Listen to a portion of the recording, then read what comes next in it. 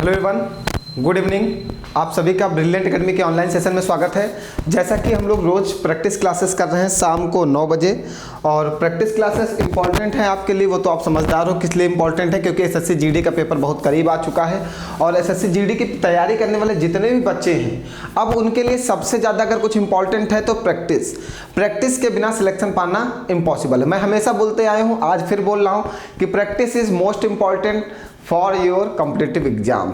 क्योंकि अगर आपको सिलेक्शन चाहिए तो आपके पास स्पीड होनी चाहिए, क्वेश्चंस लगाने की स्पीड होनी चाहिए, क्वेश्चंस को समझने की स्पीड होनी चाहिए। तो इसीलिए हम लोग रोजाना रात में 9 बजे प्रैक्टिस क्लास डिस्कस करते हैं, जहां से आपको बहुत सारे बेनिफिट्स होने वाले हैं। ये बेनिफिट्स धीरे धीरे आपको आगे समझ में आएंगे, आज नहीं तो कल ये बेनिफिट्स आपको दिखाई देंगे। ठीक है, तो चलिए स्टार्ट करते हैं आज की धुआंधार क्लास। पहले मैं बता देता हूँ कि हमने PDF जितनी भी हैं हम लोग रेगुलर अपडेट कर रहे हैं अपने टेलीग्राम चैनल पे।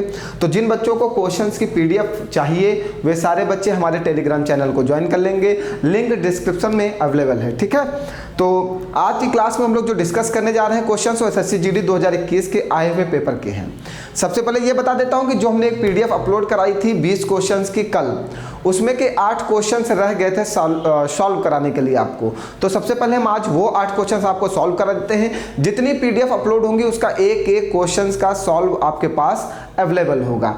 ठीक है, तो PDF आप रेगुलर अपडेट करते रहिए, क्वेश्चंस लगाते रहिए। जो क्वेश्चंस ना लग पाए उसकी PDF आपके पास अवेलेबल है, क्लास अवेलेबल है। आपसे ना लगे आप क्लास में जाके वॉच कर लो। अब हम लोग एक काम ये भी करने वाले हैं, PDF पे नंबरिंग करा देंगे कि PDF में क्लास 1, क्लास 2, क्लास 3 ऐसे नंबरिंग करा देंगे ना, तो आप आराम से देख पाओगे। क्लास पे भी नंबरिंग कर देंगे और PDF पे भी नंबरिंग कर देंगे कि ये क्लास 1 की PDF है, ये क्लास 2 की PDF है, ये क्लास 3 की PDF है।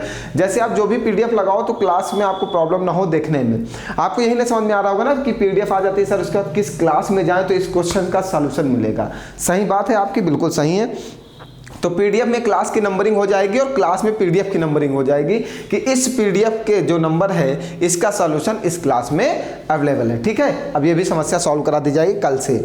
आज मैंने ध्यान दिया इस बात पे, एक बच्चे ने जब मैसेज किया सर मुझे ये नहीं समझ में आ रहा है कि ना कि किस PDF का सॉल्यूशन किस क्लास में अवेलेबल है, ये मैं नहीं समझ पा रहा हूँ। ठीक है बेटा, वो भी आज से सॉल्व हो जाएगा। तो आज की धुआंधार क्लास स्टार्ट की जाए। सभी लोग बिल्कुल धैर्य बनाएंगे और बिल्कुल मन लगाएंगे, क्योंकि आज की क्लास के क्वेश्चंस आसान नहीं है। आज की क्लास के एसएससी जीडी 2021 के टॉप मोस्ट 8 क्वेश्चंस लिए गए हैं जो बिल्कुल और बेहद खतरनाक हैं। ऐसे क्वेश्चन, और आप विश्वास करिए कि एक एक पेपर में एसएससी जीडी ने जिस लेवल का क्वेश्चंस पूछे हैं वो CGL से आगे निकल रहा है। एसएससी जीडी CGL को बीट करके आगे निकल रहा है। जीडी का लेवल कुछ बेहतरीन था, बहुत ही खास था। उस लेवल के बारे में हम क्या बात करें। आप ही सामने देखो, आपके सामने प्रश्न है और इस प्रश्न को सॉल्व करने का प्रयास किया जाए। हमें एक एक पॉइंट समझना है, पॉइंट पे काम करना है, क्वेश्चंस कैसे सॉल्व होगा ये आपको जरूर समझना है प्यारे बच्चों। एक एक प्रश्न पे हमें वर्क करना है, एक एक प्रश्न समझना है भैया। एक एक पे ही काम करोगे तभी सफलता मिलेगी। चलो आओ शुरुआत करते हैं जल्दी से। कह रहा संख्याओं का लासा और मासा क्रमशः 240 और 6 है। सुनते जाओ, जितना कहता जाए आप उतना लिखते जाइएगा। संख्याओं का जो LCM है वो 420 है और जो HCF है मासा है वो कितना है, 6 है। आगे क्या कह रहा है, यदि इन संख्याओं का योग 102 है। हमने वो दोनों संख्याएं मान ली कि पहली संख्या हमारी A है और दूसरी संख्या हमारी B है। इन दोनों संख्याओं का योग कितना है, 102 है। तो इन संख्याओं का अंतर क्या होगा, यही आपसे पूछा है। कह रहा दो संख्याओं का लासा 420 है और उनका मासा 6 है। दोनों संख्याओं का योग 102 है, तो दोनों संख्याओं का अंतर क्या होगा।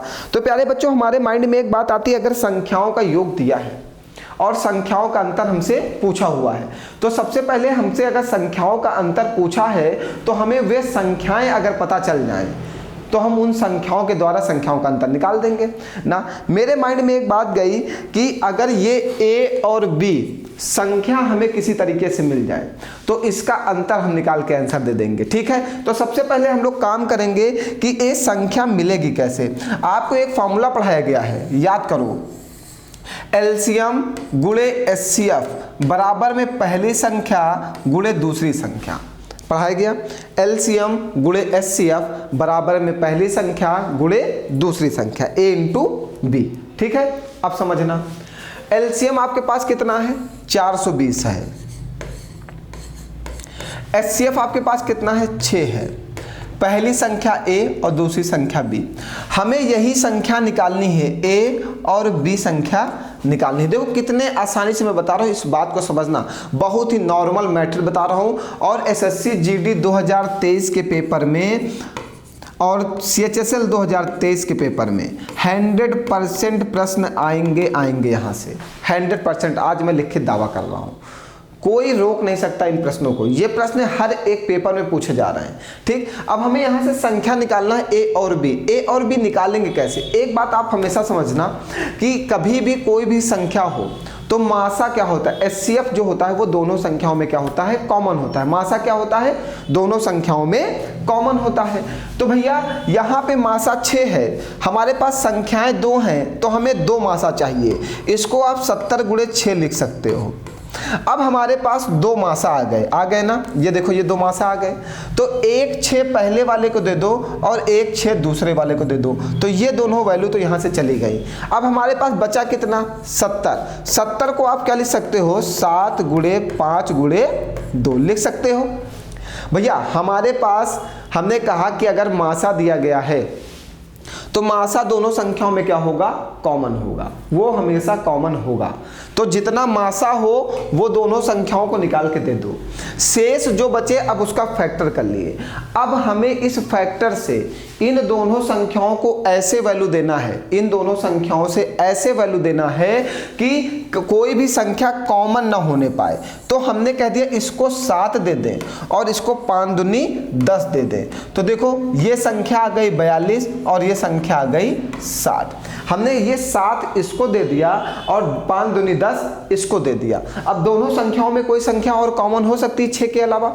6 के अलावा कोई दूसरी संख्या कॉमन नहीं होनी चाहिए। ये बात हमेशा ध्यान रखना है, क्योंकि मासा ही संख्या में कॉमन होता है, 6 के अलावा कोई दूसरी संख्या कॉमन नहीं होना चाहिए। तो हमने 6 दे दिया, जो शेष बचा वो हमने बांट दिया। देखो दोनों का योग करोगे तो 102 आ रहा होगा, 62 और 40 102, दोनों का अंतर करोगे तो कितना आ जाएगा, 18। ये आपका आंसर आ गया। बहुत ही अच्छा प्रश्न, लाजवाब। जल्दी से नोट करिए भैया सभी लोग।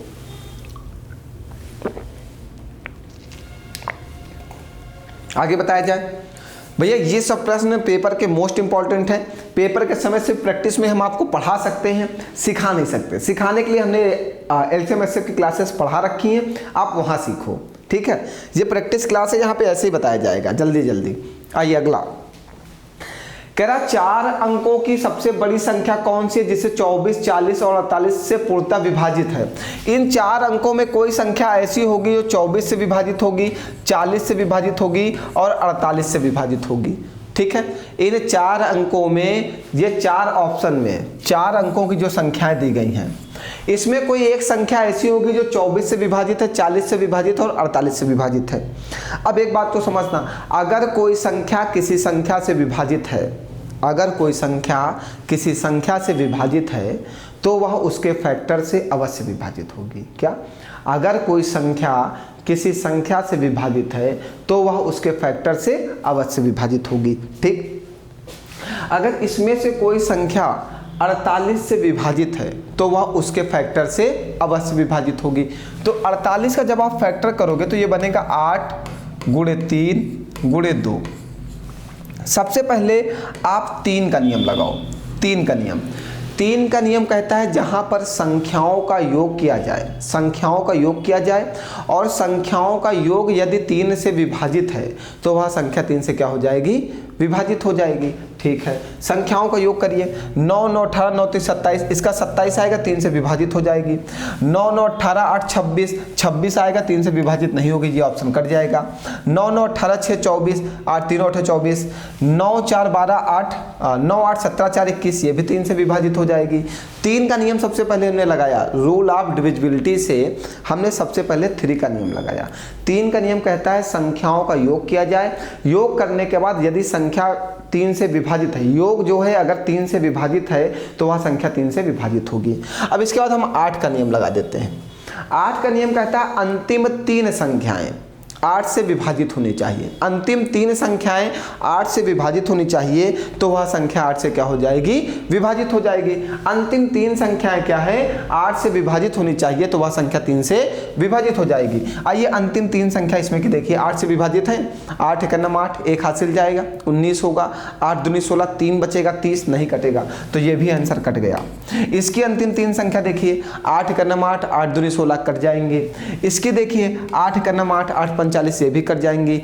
अब हमारे पास 2 ऑप्शन तो कट गए, लेकिन 2 ऑप्शंस ऐसे हैं जहां पे 8 का नियम भी फॉलो हो रहा है और 3 का नियम भी फॉलो हो रहा है। अगर हम इसमें 5 का नियम लगाएंगे तब भी फॉलो हो जाएगा, 4 का नियम लगाएंगे फिर भी फॉलो हो जाएगा। जब ऐसा क्वेश्चन आ जाए ना, तो फिर हम लोग क्वेश्चंस को डिवाइड करके देख लेते हैं, फिर कोई उपाय नहीं होता। फिर हमारे पास एक ही उपाय है कि क्वेश्चंस को डिवाइड करके देखो कि वह किस ऑप्शन से डिवाइड हो जाएगा पूरा, बस यही एक उपाय बचता है लास्ट में। उसके अलावा अब क्योंकि इन 2 ऑप्शंस में कोई भी नियम नहीं फॉलो होगा, ना 8 का नियम लग पाएगा, ना 3 का नियम लग पाएगा, ना 2 का लग पाएगा, ना 4 का लग पाएगा, ना 5 का लग पाएगा। जब कोई नियम ही नहीं लगेगा तो अगला उपाय आपके पास है कि आप वहां से डिवाइड करके देख लेना कि कौन सा डिवाइड होगा, कौन सा डिवाइड नहीं होगा। तो इसमें ऑप्शन डी बनेगा। ठीक भाई, अगर ऑप्शंस में यही आया और 2 ऑप्शंस में आप फंस गए तो आपको ऑप्शंस को डिवाइड करना पड़ेगा। सबसे पहले 2 ऑप्शन को एलिमिनेट कर लो रूल लगा के, सबसे पहले 2 ऑप्शंस को एलिमिनेट करो रूल लगा के। उसके बाद जो ऑप्शंस अगर फंस जाए, कभी कभी फंस जाते हैं, 100% नहीं फंसते, कभी कभार किस्मत खराब होती है तब 2 ऑप्शन फंस जाते हैं, वरना हमारे रूल से आंसर आराम से आ जाता है। ठीक है, रूल ऑफ डिविजिबिलिटी से आंसर आ जाता है, लेकिन कभी कभार क्या होता है, क्वेश्चंस के आंसर ऑप्शन में ऐसे बना देता है तो 1-2 ऑप्शन फंस जाते हैं, तो वहां पे आप डिवाइड करके देख लेना। ठीक है, ये आपको करना भैया। एसएससी जीडी में जितना ज्यादा आपके पास स्पीड होगी क्वेश्चंस करने की, उतना ही जल्दी आप नौकरी पाओगे। अगर आपके अंदर स्पीड नहीं है क्वेश्चंस करने की, क्वेश्चन समझने की, तब आप नौकरी पाने में बहुत लेट हो जाएगा। देखो अगला प्रश्न देखो कितना हाई लेवल का है। देखिए एसएससी जीडी 2021 के पेपर में आया है। भैया ऐसे क्वेश्चंस आपको कोई पढ़ाएगा नहीं, इसलिए नहीं पढ़ाएगा ना क्योंकि पेपर आप निकाल ले जाओगे, पेपर आप ना निकाल ले पाओ, बस यही वो चाहते हैं। इसलिए ऐसे क्वेश्चनों पे फोकस करो जो पेपर में पूछे जा रहे हैं। ऐसा कोई भी क्वेश्चन मत पढ़ो जो पेपर में ना पूछा जाए। देखिए कितना बेहतरीन प्रश्न है, क्या कह रहा है, कह रहा है ब्याज की गणना वार्षिक चक्रवृद्धि आधार पर किए जाने पर 15,000 रुपए की धनराशि को, ये 8% कर लीजिएगा, देखिए 8% लिखा है, को 8% की वार्षिक दर से एक निश्चित समय के लिए निवेश करने पर प्राप्त होने वाला मिश्रधन 17,496 रुपए है। उसी धनराशि पर समान समय में 15% वार्षिक ब्याज की दर से प्राप्त होने वाला मिश्रधन ज्ञात कीजिए, जबकि ब्याज की गणना 8 मासिक चक्रवृद्धि आधार पर की जाती है। वाह, अब समझना भैया, सबसे पहले आप पहली लैंग्वेज से यहां से इतने में आप पढ़ो। क्या कह रहा है, ब्याज की गणना वार्षिक चक्रवृद्धि आधार पर किए जाने पर 15,000 रुपए की धनराशि, मतलब प्रिंसिपल है, 8% की वार्षिक दर से एक निश्चित समय में, इस बार समय आपको नहीं दिया, एक निश्चित समय के लिए निवेश करने पर प्राप्त होने वाला मिश्रधन 17,496 है। अमाउंट ऑफ प्रिंसिपल दिया, रेट दिया, लेकिन आपको समय नहीं दिया। तो सबसे पहले आप यहां से समय निकालोगे। समय निकालने के लिए मैं अपना मेथड बता रहा हूं। आप ऐसे प्रश्नों में समय निकालने के लिए अमाउंट ऑफ प्रिंसिपल का रेशियो बनाना। अमाउंट कितना, 17,496 बटे में कितना, 15,000। ठीक, चलो सबसे पहले आप इसको कैंसिल आउट करो। देखो इसको काटो, काटा जाए 3 से काटो, थोड़ा सा इसको नीचे कर लो, ये हाँ बाद में ऊपर कर देंगे। 3 5 15, 3 से काटो, 3 5 15, 2 जाएगा, 3 8 24, 3 3 9, 3 दूनी 6, फिर 2 से काटो, 2 दूनी 4, क्या हुआ, 4 से काट दें सीधे, चलो 4 से काट दो, 4 1 4, हासिल जाएगा 1, 10 होगा, 4 दूनी 8, 2 जाएगा, 4 5 20, फिर 4 से काटो, 4 1 4, 1 हासिल जाएगा, 4 चौको 16, 2 जाएगा, 4 5 20, 3 जाएगा, 4 8 32, फिर 2 से काट दें, 2 छंग 12, 2 दूनी 4, 2 पंची 10, 2 से काटो, 2 सती 14, 2 दूनी 4, 2 9 18, बना क्या 729 बटे में 625। अब ये क्या है, ये 27 बटे 25 का क्या है, स्क्वायर है। तो स्क्वायर हमारा क्या होता है, टाइम होता है, यही हमारा समय है। देखो हमने समय निकाल लिया, ये हमने अपना मेथड बता दिया। समय निकालने के लिए हमेशा आप अमाउंट ऑफ प्रिंसिपल का रेशियो बना लो, और वो स्क्वायर या क्यूब बनेगा या पावर 4 बनेगा, जितना भी बनेगा वही हमारा क्या हो जाएगा, समय हो जाएगा। ऐसे समय निकालने के लिए हमें रेट की जरूरत नहीं पड़ती, ये हमारा अपना पर्सनल मेथड है, ठीक है। यहां से हमने अब समय निकाल लिया। अब आगे क्या कह रहा है, कह रहा उसी धनराशि पर समान समय में, उसी धनराशि पर, चलो अब समझो क्वेश्चन कह रहा है उसी धनराशि पर, धनराशि कितनी है हमारे पास 15,000, उसी धनराशि पर समान समय, समय कितना है 2 वर्ष, समान समय पर 15% वार्षिक दर से, दर कितनी है 15% वार्षिक दर से प्राप्त होने वाला मिश्रधन, मतलब आपको अमाउंट बताना है, ज्ञात कीजिए। जबकि ब्याज की गणना 8 मासिक चक्रवृद्धि पर होती है। अब आपको ब्याज वार्षिक नहीं लगाना है, 8 महीने पर ब्याज लगाना है। समझते जाना भैया, ये जो वार्षिक ब्याज दिया गया है, ये वार्षिक ब्याज 12 मंथ का ब्याज आपको दिया गया है 15%, तो 4 मंथ का ब्याज कितना हो जाएगा भैया 5%, तो 8 मंथ का ब्याज कितना हो जाएगा भैया 10%। ये मैं अपना मेथड बता रहा हूँ, जबरदस्त वाला। स्पीड होनी चाहिए ऐसे क्वेश्चंस करने के लिए, और बहुत सारी बातें हमें याद होनी चाहिए। बिना याद किए ऐसे क्वेश्चंस को आप नहीं लगा सकते, क्योंकि इतना ज़्यादा कैलकुलेटिव प्रश्न है, या तो फिर आप छोड़ के आओगे, और जिसको आता है वो लगा के ही आएगा। मैं बता रहा हूँ, जिसको आता है वो लगा के आएगा, वो छोड़ के नहीं आएगा। 8 मंथ का कितना आ गया 10%। हमें ब्याज की गणना कैसे करना, 8 मासिक चक्रवृद्धि आधार पर करना है।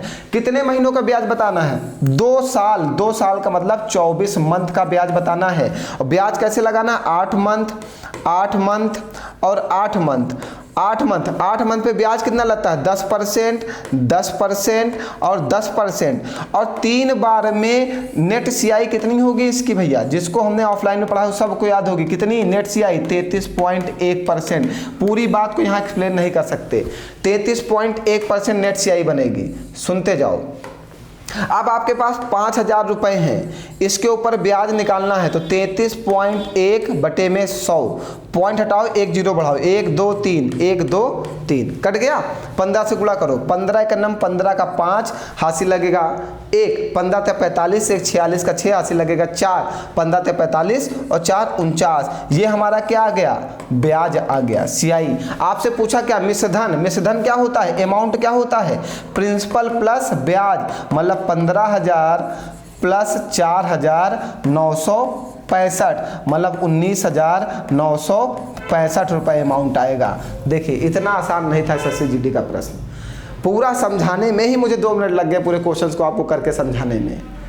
समझिए कितना कठिन पेपर, कितना अच्छे क्वेश्चंस पूछे जा रहे हैं SSCGD के पेपर में। सबसे पहले तो आपको स्क्वायर बना के आपको अपना समय निकालना था, समय निकालने के बाद आपको ब्याज लगाना था, और ब्याज लगवाया कैसे, 8 मासिक आधार पर। अब एक बात को और बता देते हैं आपको, जब रेट 10% हो तब नेट सीआई में बता देता हूं कुछ सालों की नेट सीआई क्या होता है।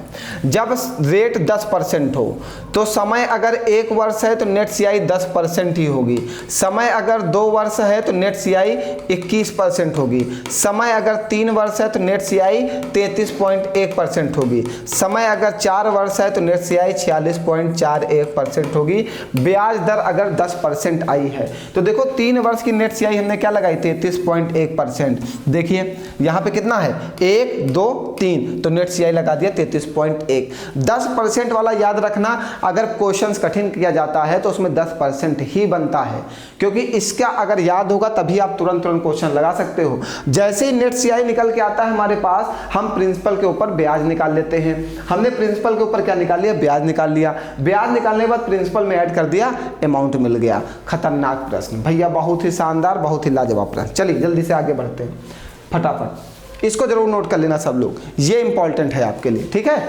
चलो आइए अब आसान प्रश्न भैया, अगर एक पेपर में 20 प्रश्न आए हैं तो 4 प्रश्न आपके लिए लेवल पे होंगे, लेकिन एसएससी जीडी में 16 प्रश्न लेवल पे हैं और 4 प्रश्न आसान है। एसएससी जीडी 2021 का अगर पेपर देखा जाए तो 16 प्रश्न लेवल पे हैं और 4 प्रश्न आसान हैं। तो वो 16 प्रश्न अगर लेवल पे आए तो एसएससी जीडी का अगर जॉब चाहिए तो आपको मेहनत करनी होगी, अच्छी मेहनत करनी होगी।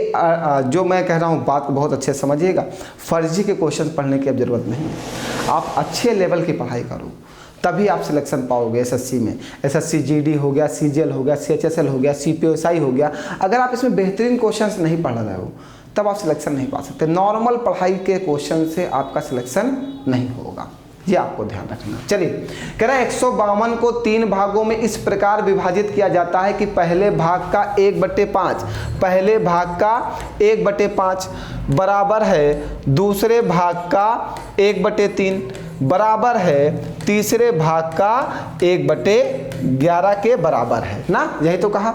दूसरे और तीसरे भाग का योग क्या होगा? सबसे पहले कभी भी आपको एक बात को ध्यान रखना है, कभी भी किसी भी धनराशि को बांटना हो तो सबसे पहले हमें धनराशि बांटने के लिए रेशियो चाहिए। बिना रेशियो के हम कोई भी धनराशि बांट नहीं सकते। ये अपने माइंड में बिल्कुल सेट कर लेना कि कभी भी अगर आपको कोई भी धनराशि बांटना है, कितने लोगों में बांटना है, सबका रेशियो चाहिए। तो ये धनराशि कितने लोगों में बांटना है? 3 लोगों में। तो 3 लोगों का सबसे पहले हमें रेशियो चाहिए। चलो और रेशियो बनाते हैं। अगर ऐसा प्रश्न है तो ऐसे प्रश्न का रेशियो बनता कैसे ये भी समझो। सबसे पहले हम इसका क्या ले लेंगे? एलसीएम ले लेंगे। एलसीएम कितना आएगा भैया? 3 × 25 = 15, 165। 165 एलसीएम आएगा। 5 से इसको काटोगे, 5 × 3 = 15, 5 × 3 = 15 बराबर, ये पहला भाग आया। 3 × 25 = 15, एक हासिल है 3 × 25 = 15, ये दूसरा भाग आया बराबर। 11 का नम 11, एक हासिल जाएगा, 5 हासिल है, 11 × 25 = 55, ये तीसरा भाग आ गया। ठीक है, ये अब नीचे वाले से कोई मतलब नहीं होता, नीचे वाले से कोई मतलब नहीं। अब हमें पहला रेशियो, दूसरा रेशियो, तीसरा बनाना है। ठीक है, रेशियो बनाना है। बिना रेशियो बनाए इसका आंसर नहीं आ सकता। अब रेशियो कैसे बनेगा? जैसे पहले वाले का रेशियो बनाना, पहले वाले को बंद कर लो, शेष 2 का गुणा करो, शेष 2 का। तो शेष यहाँ से बनाते हैं। चलो, पहले वाले को बनाना तो शेष 2 का गुणा, 55 × 15 रेशियो। दूसरे वाले का बना, इसको बंद करो, शेष 2 का गुणा करो, 33 × 15 रेशियो। तीसरे वाले को बना, तीसरे वाले को बंद करो, शेष का गुणा करो, 33 × 55। अब चलो सबसे पहले कैंसिल करते हैं, कुछ कटे वटेगा तभी गुणा होगा, ये इतनी आसानी से गुणा नहीं होगा। ये 5 × 3 = 15, ये 5 × 3 = 15, ये 5 × 9 = 5, 5 × 9 = 5। ठीक है, फिर ये 11 × 9 = 11, ये 11 × 3 = 33 और ये 11 × 5 = 55। अब गुणा करो, 5 × 3 = 15, 3 × 3 = 9 और 33 × 9 = 33। ये आपका रेशियो बन गया। अब क्या कह रहा है? कह रहा दूसरे और तीसरे भाग का योग क्या होगा। अब समझिएगा, आपके पास टोटल है 152, दूसरे और तीसरे भाग का योग पूछा तो दूसरे और तीसरे भाग के रेशियो को जोड़ दो, 33 और 9 = 42 बटे में रेशियो में टोटल के योग से भाग करते हैं। 33 × 9 = 42, 42 और 15 57, 57 से भाग करते हैं। अच्छा, काटने पे नहीं आ रहा ये, क्या हुआ? कट जाएगा, काटो। 3 × 9 = 3, 3 × 4 = 12, 3 × 9 = 3, 3 × 9 = 27 ना। ये 8 से कटेगा और 14 × 8 = 112 होगा। आ तो गया आंसर। देखिए, रेशियो सबसे पहले किसी भी संख्या को बांटना हो तो सबसे पहले हम संख्या का रेशियो बनाते हैं। उसने ये हमसे कह रखा कि पहले भाग का 1/5, दूसरे भाग का 1/3, तीसरे भाग का 1/11 आपस में बराबर है। सबसे पहले हम ऐसे क्वेश्चन में संख्या का एलसीएम लेते हैं। एलसीएम लिया तो 5 × 3 = 15, 5 × 3 = 15, 33 बार में कटा, 3 से काटा 55 बार में कटा, 11 से काटा 15 बार में कटा और सबके बीच में क्या लगा हुआ? बराबर। ये बराबर हटना नहीं चाहिए। जब रेशियो बनाओगे तभी ये बराबर हटेगा। अब हमें रेशियो बनाना है, पहला रेशियो, दूसरा रेशियो, तीसरा। जैसे पहले वाले का बनाना तो पहले वाले को बंद कर लो, शेष दोनों का क्या कर दो? मल्टीप्लाई। दूसरे वाले को बनाना, दूसरे वाले को बंद करो, शेष दोनों का क्या कर दो? मल्टीप्लाई। तीसरे वाले को बनाना, तीसरे वाले को बंद करो, शेष दोनों का क्या कर दो? मल्टीप्लाई। फिर रेशियो बना लो, रेशियो बन गया। अब क्वेश्चन आपके पास तीनों संख्याओं का योग 152 है, तीनों का योग कितना है 152, जिसका निकालना है उसके रेशियो से गुणा करते हैं। उसने कहा दूसरे और तीसरे भाग का योग बताओ, तो दोनों संख्याओं का हमने क्या कर लिया, योग कर लिया, तो योग से गुणा कर दिया। और रेशियो में क्या होता है, टोटल के योग से भाग करते हैं, टोटल के योग से भाग कर दिया, संख्या आ गई 112। बताओ कोई डाउट भैया? बहुत अच्छा प्रश्न, एसएससी जीडी एक एक प्रश्न को खतरनाक दिया 2021 के पेपर में। चलिए आगे बढ़े जल्दी से। आइए, ये बहुत आसान है। जब भी आपको तृतीय अनुपाती निकालना हो तो आपको ध्यान रखना है तृतीय अनुपाती, तब आपको ध्यान रखना कैसे निकालना है। तृतीय अनुपाती आपको जैसे निकालना है, बराबर दूसरा गुणे दूसरा बटे में पहला, ये फार्मूला होता है तृतीय अनुपाती का। दूसरा गुणे दूसरा बटे में पहला, तो 12 गुणे 12 बटे में 18, 6 दूनी 12, 6 त्रिक 18, 3 चौको 12, 4 दूनी 8। ये आ गया आंसर। ये आसान था, इस फार्मूले को याद रखिएगा। तृतीय अनुपाती जब भी आपको निकालना हो तो पहला गुणे दूसरा गुणे दूसरा बटे में पहला, ये फार्मूला होता है। यहाँ से तृतीय अनुपाती डायरेक्ट निकलता है और क्वेश्चन फिर से आ सकते हैं आपके पेपर में तृतीय अनुपाती से। आगे बढ़ाया जाए, चलिए आइए। ये बहुत भयानक, बहुत ही मोस्ट इंपॉर्टेंट, एसएससी जीडी का सबसे फेवरेट प्रश्नों में चलता है। 2020 का पेपर उठा के देख लीजिएगा, एक से बढ़कर एक प्रश्न आपको मिलने वाला है। यहाँ से एक से बढ़कर एक प्रश्न 2021 के पेपर में, 2020 के पेपर में बहुत ही बेहतरीन क्वेश्चन पूछा था 2020 में एवरेज से। अब क्या कह रहा, चलो सुनो भैया जल्दी से सुनते जाओ बस। कह रहा निश्चित संख्या वाले बच्चों के एक समूह का औसत भार 31 किलोग्राम है। एक्स बच्चों का हमने कहा औसत भार 31 किलोग्राम है। 32.5 किलोग्राम वाले 32.5 किलोग्राम वाले 11 बच्चे इस समूह में शामिल होते हैं। भैया औसत भार कितना है, 31 है। नए बच्चे जो आ रहे हैं वो कितना आ रहे हैं, 32.5 किलोग्राम के आ रहे हैं। तो वो कितना ज़्यादा लेके आ रहे हैं, वो 1.5 किलोग्राम ज़्यादा लेके आ रहे हैं। कितने बच्चे ज़्यादा लेके आ रहे हैं, 11 बच्चे। तो 11 से मल्टीप्लाई कर दो, 11 बच्चे 55 का 5 हाथ से लगेगा 5, 11 करने 11 5 16, मतलब वो 165 किलोग्राम 16.5 किलोग्राम अधिक हो गया। देखो भैया आपका जो एवरेज था वो 31 था। 11 बच्चे जब आए तो जो बच्चा आ रहा है एक एक बच्चा 32.5 किलोग्राम का है, तो वो एवरेज में कितना बढ़ा रहा है, 1.5 किलोग्राम बढ़ा रहा। तो 11 बच्चे कितना बढ़ा देंगे, 16.5। एवरेज में जब ये बढ़ेगा तो एवरेज बढ़ेगा। देखो कहीं लिखा होगा 0.25 किलोग्राम की वृद्धि हो गई। भैया जब आप ज़्यादा लेके आओ तो एवरेज बढ़ेगा।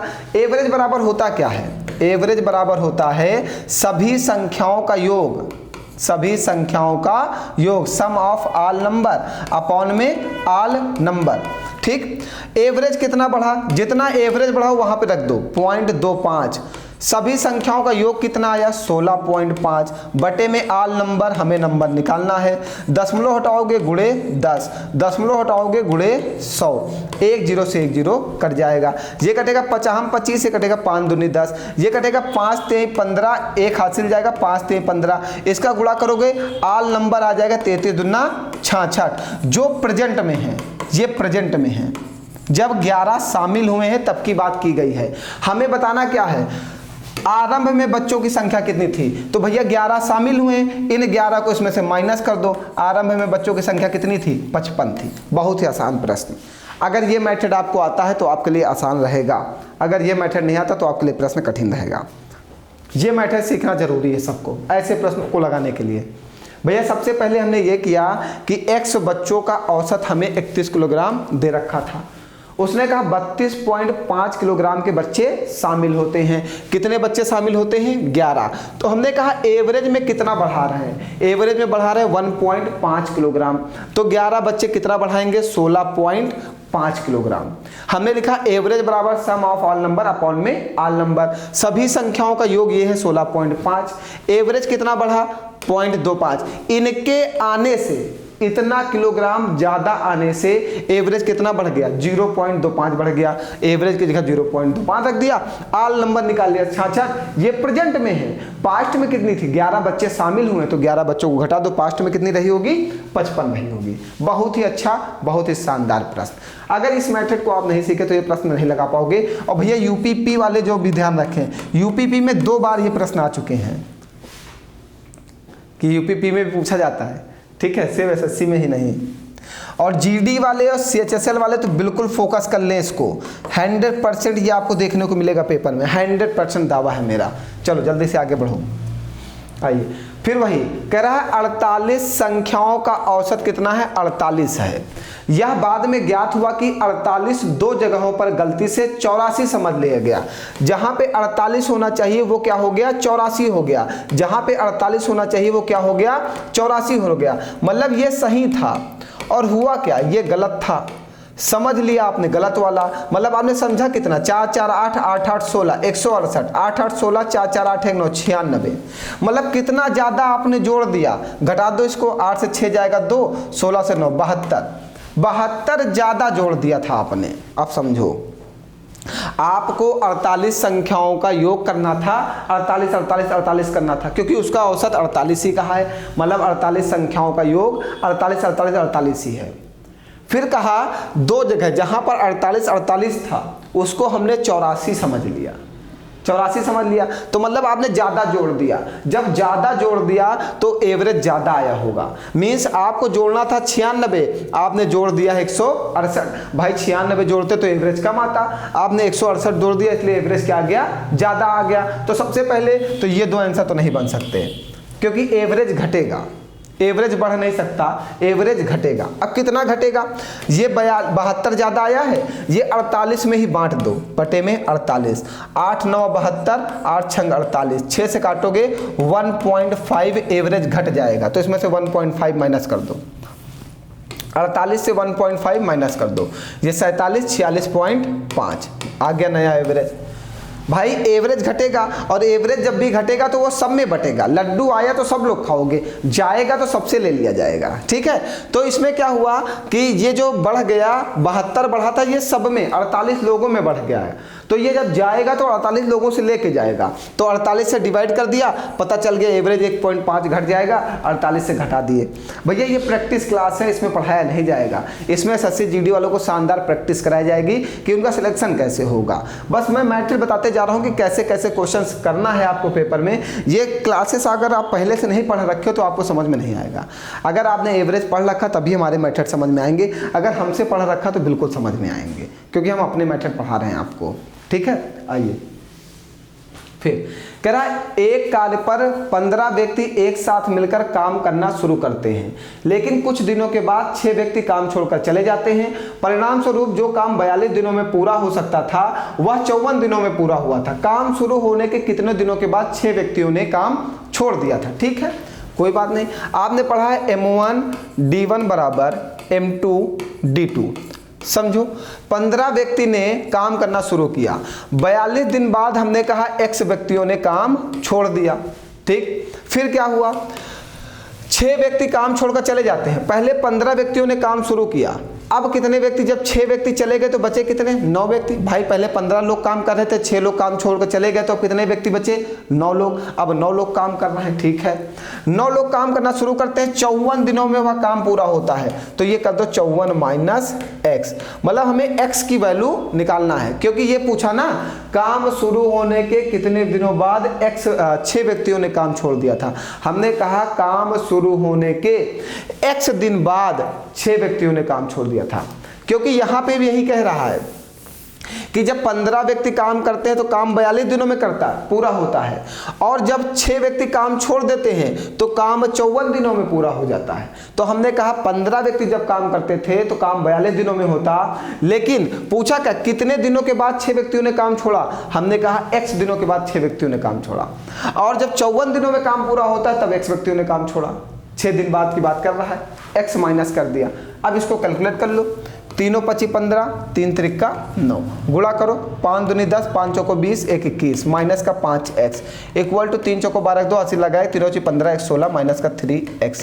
5x से 3x घटा दोगे बेटा 2x, और इसको घटा दो, 210 से 168 घटा दो, 1 10 से 8 आएगा, 1 हासिल जाएगा, यहाँ पे 0 बचेगा, फिर 10 से 6 जाएगा 4 आएगा, 2 से काटोगे x की वैल्यू 24 आ जाएगी। देखो है ऑप्शन में।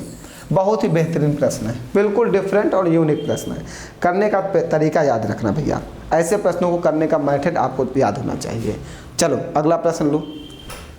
आइए आज का लास्ट प्रश्न है, जल्दी से समझो। ये भी कह रहा पाइप ए भरने वाला पाइप है, जबकि पाइप बी और सी खाली करने वाला पाइप है। पाइप ए जो है भरने वाला पाइप है। और भैया एक बात को ध्यान रखिएगा, आज के प्रश्न आप एसएससी जीडी 2021 के ही पढ़ लो, सारे खतरनाक प्रश्न हैं, कोई नॉर्मल प्रश्न नहीं। देखिए फिर से, पाइप ए क्या है? भरने वाला पाइप है। पाइप ए भरने वाला पाइप है, जो भरेगा वो प्लस का काम करेगा और जो खाली करेगा वो माइनस का काम करेगा। बी और सी खाली करने वाले पाइप हैं। ए जो है टंकी को भरता है, बी और सी क्या करते हैं? खाली करते हैं। मतलब ए जो है प्लस करने का काम करेगा, बी और सी माइनस करने का काम करेंगे। ठीक है, पाइप ए अकेले टंकी को 10 घंटे में भर सकता है, तो ए बराबर 10 लिख दो, ये प्लस का काम करेगा। पाइप बी अकेले टंकी का 2/3, पाइप बी जो है अकेले टंकी का 2/3 भाग 20 घंटे में खाली करता है, तो 2 दहाम 20, 10 तिहाई 30, मतलब बी जो है इस टंकी को 30 घंटे में खाली कर देगा। और बी क्या काम करता है? माइनस का काम करता है, खाली करने का काम करता है। फिर आगे क्या कहा? यदि सभी 3 पाइप एक साथ खोले जाते हैं तो टंकी 40 घंटों में भर जाती है। अगर तीनों pipe A minus B minus C तीनों पाइप खोले जाते हैं तो टंकी कितने घंटों में भर जाती है? 40 घंटों में भर जाती है।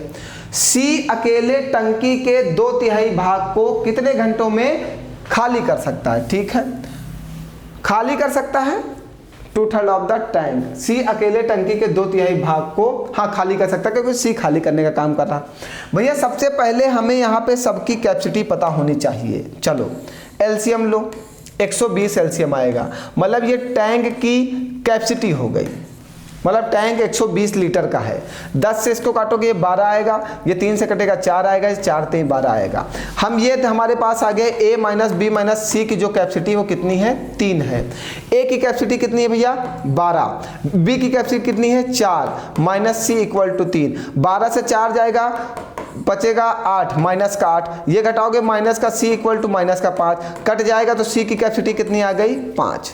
सी की कैपेसिटी कितनी आई? 5। बिना कैपेसिटी के आप वर्क नहीं करा सकते हो। ए प्लस बी प्लस सी, ये ए माइनस बी माइनस सी, क्योंकि वो लोग खाली करने का काम कर रहे हैं। ए माइनस बी माइनस सी की कैपेसिटी कितनी आ गई है? 3। ए माइनस बी माइनस सी की कैपेसिटी कितनी है? 3। तो ए माइनस बी माइनस सी की कैपेसिटी रख दिया। ए अकेले ए की कैपेसिटी कितनी है? 12, तो 12 रख दिया। बी की कैपेसिटी कितनी है? 4, तो 4 रख दिया। सी की कैपेसिटी निकाल लिया। अब हम काम करा लेंगे, जब कैपेसिटी आ गई तो काम हो जाएगा। काम का कितना भाग करना है? काम का 2/3 भाग करना है, मतलब 120 का 2/3 निकालना है सबसे पहले। तो काम कितना करना है? 80। 80 काम किसे करना है? सी को। और सी की कैपेसिटी कितनी है? 5, तो कितना समय लगेगा? 16 दिन का समय लगेगा। ये आ गया। बताओ कोई डाउट है? आज की क्लास में सब खतरनाक प्रश्न थे भैया। अच्छे लेवल की पढ़ाई करो, ये रिवीजन क्लास है। अगर आप लोगों ने अच्छे लेवल की पढ़ाई नहीं की है तब अब आप सिलेक्शन से बाहर ही रहोगे, ये भी आप याद रखना। अब आपको रिवीजन क्लास से ये समझ में आ गया होगा कि पेपर का लेवल कैसा होगा, आपको पढ़ने की ज़रूरत कैसे प्रश्नों की है। अब नॉर्मल पढ़ाई से वो ए प्लस बी माइनस सी से आपका काम नहीं होने वाला। आप अच्छे लेवल की पढ़ाई करोगे तभी आप सिलेक्शन पाओगे। अगर एसएससी में जॉब चाहिए तो आपको मेहनत करनी होगी, खतरनाक प्रश्नों को पढ़ना होगा। मैं प्रैक्टिस क्लास सिर्फ इसीलिए चला रहा हूँ, इसको दिखाने के लिए कि आपको कैसे प्रश्नों को पढ़ना है। आप अपने लेवल को बढ़ाओ, अपनी मेंटेलिटी को मजबूत करो। एसएससी वाले मेरे के यहाँ जो बैच है वो बच्चे बहुत ही ब्रिलियंट हैं, उनका तो सिलेक्शन होना ही होना है। उन्हें मैं बहुत मजबूत बना दूंगा, उसके लिए वो निश्चिंत रहें। लेकिन उनको भी हमारी ऑनलाइन क्लासेस करनी चाहिए, ठीक है। और जो बच्चे नए जुड़ रहे हैं वो इस बात को तो ज़रूर समझ लें कि जब तक अगर आपने कोर्स नहीं पढ़ा है तब तक आप इस लेवल के प्रश्न नहीं पढ़ सकते हो। अगर आपने कोर्स कंप्लीट किया है तभी आप ऐसे लेवल के प्रश्न पढ़ सकते हो। आगे हमारी आपकी मुलाकात होगी कल। आज के लिए इतना ही। बहुत बहुत धन्यवाद। हंसते रहो, मुस्कुराते रहो और मेहनत के साथ पढ़ते रहो।